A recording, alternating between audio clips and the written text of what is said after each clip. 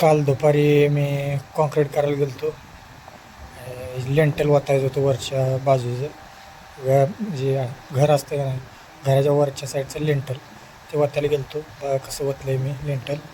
अजून थोडं आहे, जरा उगाच माल करायचा आहे. इकडल्या बाजूला थोडं राहिलं आहे, इकडली बाजू ते त्याकडंपर्यंत वतायचं अजून. हे आमचा बारका मित्र येतं कधीतरी मदतीला माझ्या संग. हे बघा माल तयार केला आहे मी कॉन्क्रीटचा. खोऱ्यात डायरेक्ट पाटीत भरून घ्यायचं ते डोसक्यावर.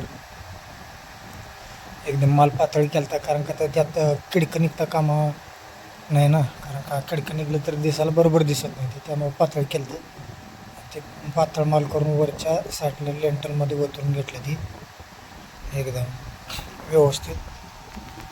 जरा शिडीवरनं चढताना जरा त्रास होत होता पायाला, गुडघं ते दुखत्यात.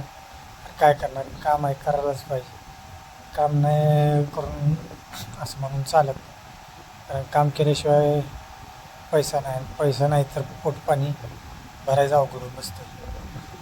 तरी पण दिवस तर 4-5 पोत्याचं कॉन्क्रीट होतं ती. दिवसभर मी तसंच वर चढूनच होतं ते थोडंफार.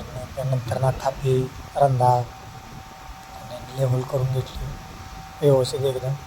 माझी थापी कुठं खाली पडली होती का वर पडली होती कोणास ठाऊक, मला गावली नाही. नंतर ना मग खाली पडलेली पोरग्यानं सांगितलं. नंतर ना घेऊन गेलो थापीवर, वर चढून. आणि परत माझं बेजार पूर्ण हाल झालं. टोपी घातली होती, त्या टोपीवरून सगळं माल कॉन्क्रीटचा सांडत होतं, तोंडापर्यंत ते नाक्यापर्यंत येत होतं सगळा माल. तरी पण केलं काम. काम करायला आपण कधी लाजायचं नाही, कारण का तर आपलं काम तर आपण आहे.